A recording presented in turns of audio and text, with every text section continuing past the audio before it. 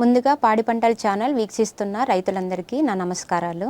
నేను doctor CH Lavanya, Muthukuru మత్స్య కళాశాల, ఆంధ్రప్రదేశ్ ఫిషరీస్ యూనివర్సిటీ నందు గెస్ట్ ఫ్యాకల్టీగా పనిచేస్తున్నాను. ఈరోజు నేను పరాన్న జీవుల ద్వారా మంచినీటి చేపల్లో వచ్చే వ్యాధుల గురించి మాట్లాడబోతున్నాను. ముందుగా మనం పరాన్న జీవులు అంటే ఏంటో చూద్దాం. పరాన్న జీవులు అంటే తన నిత్య అవసరాల కోసం వేరే జీవి మీద ఆధారపడి జీవించే జీవి. అయితే చేపల్లో ఈ పరాన్న జీవులు చేపల శరీరం లోపల కానీ చేపల శరీరం పైన కానీ ఆధారపడి చేపల యొక్క రక్తాన్ని, శారీరక ద్రవ్యాలని, పోషకాలని అందజేసుకుంటూ ఉంటాయి. దీనివల్ల చేపలకి నష్టం కలుగుతూ ఉంటుంది.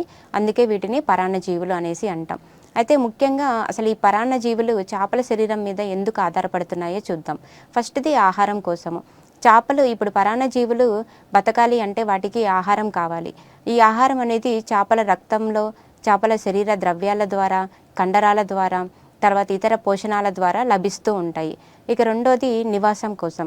చేపల శరీరం అనేది పరాన్న జీవులకి చాలా సంరక్షమైన నివాసాన్ని కలగజేస్తూ ఉంటాయి.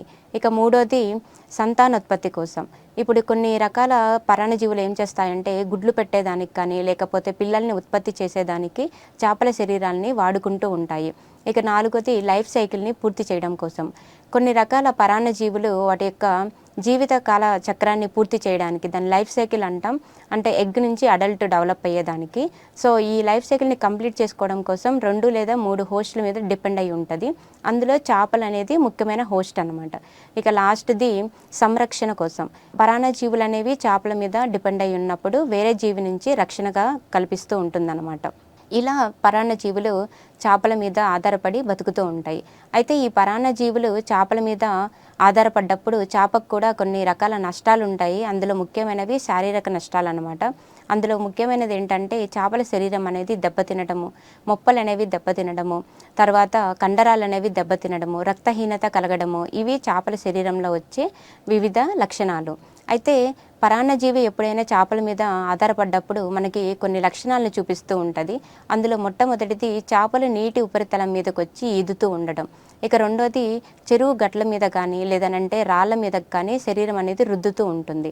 దాంతోపాటు బాడీ మీద హెవీ మ్యూకస్ ప్రొడక్షన్ ఉంటుంది, ఎదుగుదల తగ్గిపోతూ ఉంటుంది, ఆహారం తీసుకోవడం ఆపేస్తూ ఉంటుంది, అండ్ శరీరం మీద తెల్లటి మచ్చలు ఏర్పడుతూ ఉంటాయి, ఎరుపు రంగు పుండ్లు ఏర్పడుతూ ఉంటాయి. ఇలా రకరకాలుగా మనకి చేపలు అనేవి లక్షణాలను చూపిస్తూ ఉంటాయి. అయితే ముఖ్యంగా చేపల్లో చూసుకుంటే ఈ పరాన్న జీవులు అనేవి 4 రకాలుగా వర్గీకరిస్తారు. అతి ముఖ్యమైన పరాన్న జీవులు అనమాట. అందులో మొదటిది ప్రోటోజోవన్. ఈ ప్రోటోజోవన్కి examples ichthyophthirius and trichodina. Next myxosporidians, examples myxobolus. Helminth parasites, examples dactylogyrus and gyrodactylus and diplostomum. And లాస్ట్ది crustacean protozoans, examples argulus and lernaea. అయితే ఈ 4 రకాల పారాసైట్స్, ఈ పరాన్న జీవులు అనేవి చేప శరీరంలో రకరకాల ప్లేస్లలో నివసిస్తూ ఉంటాయి. ఫర్ ఎగ్జాంపుల్ చూసుకుంటే ఆర్గులస్ అనేది చేపలలో సాఫ్ట్ బాడీ మీద డిపెండ్ అయి ఉంటుంది. అంటే వెనక భాగంలో మనకి డౌన్ సైడ్ ఉన్న పోర్షన్ అనేది చాలా సాఫ్ట్గా ఉంటుంది, అక్కడ టిష్యూ అనేది. ఆ పోర్షన్లో ఆర్గులస్ అనేది ఎక్కువగా అటాచ్ అవుతూ ఉంటుంది. ఇక చూసుకుంటే మిక్సోబోలస్ అనేది ఎక్కువగా మొప్పల మీద డిపెండ్ అయి ఉంటుందన్నమాట. అలాగే ఇక్థియోప్థీరియస్, ఇది స్కిన్ మీద, తర్వాత ఫిన్స్ మీద ఆధారపడి ఉంటుంది. నెక్స్ట్ ట్రైకోడీనా, ఇది స్కిన్ మీద, తర్వాత గిల్స్ మీద ఆధారపడి ఉంటుంది. డాక్టోలగైరస్ వచ్చేసరికి ఇది గిల్స్ మీద ఎక్కువ డిపెండ్ అయి ఉంటుంది.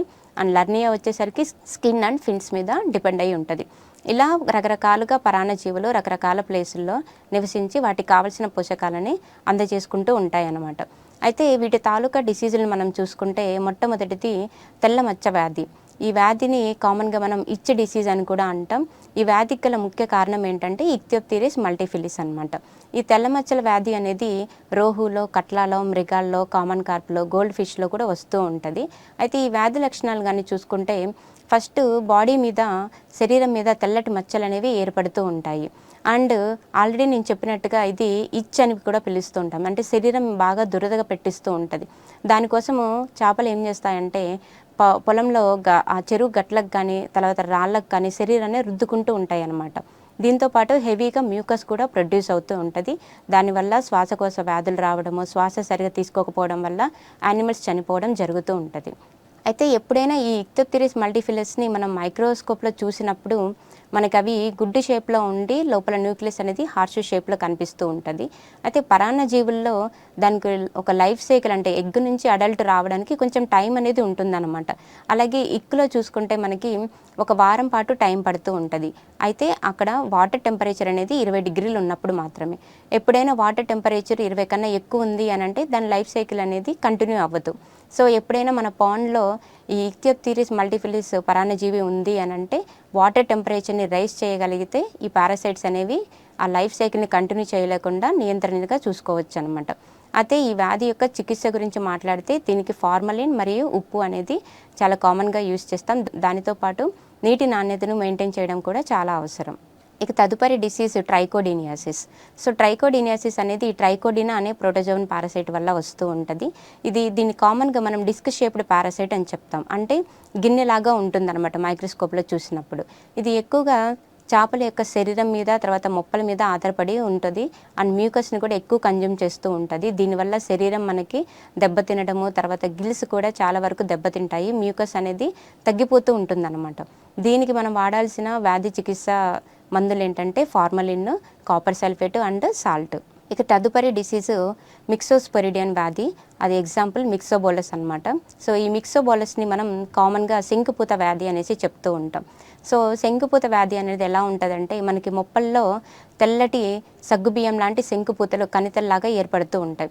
ఎప్పుడైనా ఒక కణితను మనం తీసి స్ప్రెడ్ చేసి చూసినప్పుడు అందులో వందల కొద్ది స్పోర్స్ అనేవి ఉంటాయన్నమాట. దీనివల్ల కూడా గిల్స్లో శ్వాసకోశ వ్యాధులు రావడము, తర్వాత శ్వాస తీసుకోవడంలో ఇబ్బందిగా ఉండి చేపలు చనిపోతూ ఉంటాయి. దీనికి వ్యాధి చికిత్స గురించి మాట్లాడితే దీనికి ఫార్మలిన్, ఉప్పు, తర్వాత కాపర్ సల్ఫేట్ అనేది వాడుకోవచ్చు. ఇక తదుపరి హెల్మెంత్ పారాసైటిక్ డిసీజ్. ఇంతకుముందు చెప్పినట్టుగా హెల్మెంత్ పారాసైట్స్లో డాక్టోలోగైరస్ అండ్ గైరోడాక్టిలస్ అనేవి 2 ఇంపార్టెంట్ పరాన్నజీవులు అనమాట. అందులో ఫస్ట్ది డాక్టోలోగైరోసిస్. ఆ డిసీజ్ని తాలూకా కాజిటివ్ ఏజెంట్ వచ్చేసరికి డాక్టోలోగైరస్. దీన్ని కామన్గా గిల్ ఫ్లూక్ అనేసి చెప్తాం. అంటే శంకు జలగా అనేసి చెప్తూ ఉంటారు. ఓన్లీ మనకి మొప్పల్లో మాత్రమే ఉంటుందన్నమాట. ఇది వేరే ఎక్కడా ఉండదు. అయితే ఈ వ్యాధి యొక్క లక్షణాలను కానీ చూసుకుంటే గిల్స్ అనేవి పేల్గా మారిపోతాయి. ఎర్రగా ఉండాల్సిన గిల్స్ మనకి పేల్గా కనిపిస్తూ ఉంటాయన్నమాట. తర్వాత హెవీ మ్యూకస్ ప్రొడక్షన్ ఉంటుంది గిల్స్లో. మనకి ఇంతగా మ్యూకస్ ప్రొడ్యూస్ అవ్వడం వల్ల గిల్స్ ఒకదానికొకటి అతుక్కొని దానికి శ్వాస అందక యానిమల్స్ అనేవి చనిపోతూ ఉంటాయి. అయితే దీనికి వ్యాధి చికిత్సగా మనం మాట్లాడుకుంటే దీనికి డెల్టామెథ్రిన్ వాడచ్చు. ఒకవేళ సివియారిటీ లేదు అని అనుకుంటే మనం సాల్ట్ కానీ లేదనంటే ఫార్మలిన్ కానీ వాడుకోవచ్చు. ఇక తదుపరిది హెల్మెంత్ పారాసైటిక్ డిసీజ్ గైరోడాక్టైలస్. సో ఈ డిసీజ్ని మనం గైరోడాక్టైలోసిస్ అంటాం. దీన్ని కామన్గా స్కిన్ ఫ్లూక్ అనేసి అంటాం. సో ఈ స్కిన్ ఫ్లూక్ అనేది ఓన్లీ శరీరం మీద మాత్రమే ఉంటుంది, వేరే ఎక్కడా ఉండదన్నమాట, గిల్స్లో ఉండదు.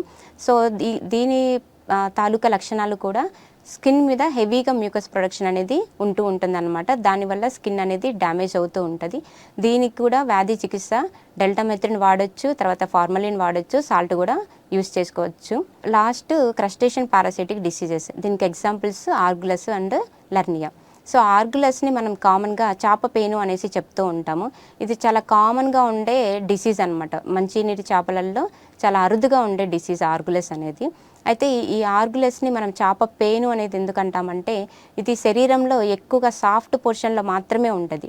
అంటే అడుగు భాగంలో, చేప అడుగు భాగంలో మాత్రమే ఉండి చేపల శరీరం నుంచి రక్తాన్ని కన్జ్యూమ్ చేస్తూ ఉంటుంది. దానివల్ల మనకి ఏమవుతాయంటే చేప శరీరం మీద ఎర్రటి రక్తపు పుండ్లు అనేవి కనిపిస్తూ ఉంటాయి. దానివల్ల చేపలు అనేవి మరణించడం జరుగుతూ ఉంటుంది. ఇంకొక లక్షణం, అతి ముఖ్యమైన లక్షణం ఏంటి ఆర్గులసిస్లో అని అంటే తోక కొట్టుడు అనేసి చెప్తాం. తోక కొట్టడం అంటే ఎర్లీ మార్నింగ్ టైంలో చేపలు నీటి ఉపరితలం మీదకి వచ్చి తోక కొడుతూ ఉంటాయి అన్నమాట. ఎందుకంటే దాని బాడీ మీద ఉన్న ఈ ఆర్గులస్ పారాసైట్స్ అన్ని వదిలించుకోవడం కోసం విగరస్గా మూవ్ అవుతాయి అన్నమాట. సో దాన్ని మనం తోక కొట్టుడు అనేసి చెప్తాం. దీనికి వ్యాధి చికిత్స కోసం డెల్టామెథ్రిన్ వాడుకోవచ్చు. ఇక తదుపరిది లెర్నియాసిస్. సో లెర్నియాసిస్ అంటే లంగర్ పురుగు అనమాట. లెర్నియా వల్ల కాజ్ అవుతూ ఉంటుంది. దీన్ని లంగర్ పురుగుని ఎందుకంటామంటే ఈ పారాసైట్ హెడ్ పోర్షన్లో మనకి యాంకర్స్ లాగా ఉంటాయి. సో ఆ యాంకర్స్ అనేవి బాడీలోకి చొచ్చుకొని పోయి దాని నుంచి బ్లడ్ కానీ మ్యూకస్ కానీ కన్జ్యూమ్ చేసుకుంటూ ఉంటుంది. చాలా గట్టిగా పట్టేసుకుంటుంది అనమాట చేపని మాత్రం. సో ఎక్కడైతే ఈ లెర్నియా అనేది అటాచ్ అవుతుందో ఆ పోర్షన్లో మనకి ఎర్రటి పుండ్లు అనేవి ఏర్పడుతూ ఉంటాయి. ఈ వ్యాధి చికిత్స గురించి మాట్లాడితే దీనికి మనం సాల్ట్ చాలా కామన్గా చాలా బాగా పనిచేస్తుంది. అండ్ నెక్స్ట్ దీనికి కూడా డెల్టామెథ్రిన్ వాడచ్చు అండ్ మెలాథియన్ కూడా యూస్ చేయొచ్చు. అయితే ఈ చేపల్లో పరాన్నజీవుల వల్ల వచ్చే నష్టాలు ఉన్నాయి కాబట్టి దీనివల్ల ఆర్థిక నష్టం ఎంతో ఉంది కాబట్టి నీటి యాజమాన్యం చేసుకోవడం వల్ల ఈ పరాన్నజీవులు మన చెరువులోకి రాకుండా నియంత్రించుకోవచ్చు. ఎప్పుడైనా ఇప్పుడు చెప్పినట్టుగా వ్యాధి లక్షణాలు ఏవైనా కనిపించాయి అని అంటే నిపుణుల సహాయంతో ప్రాపర్గా నిర్ధారించుకొని కరెక్ట్ మెడిసిన్ని తర్వాత కరెక్ట్ డోసులో వాడుకుంటే మనం ఈ పరాన్నజీవుల నుంచి ఆర్థిక నష్టాలు రాకుండా కాపాడుకోవచ్చు. నాకు ఈ అవకాశం ఇచ్చినటువంటి పాడి పంటల ఛానల్ వారికి నా ధన్యవాదాలు.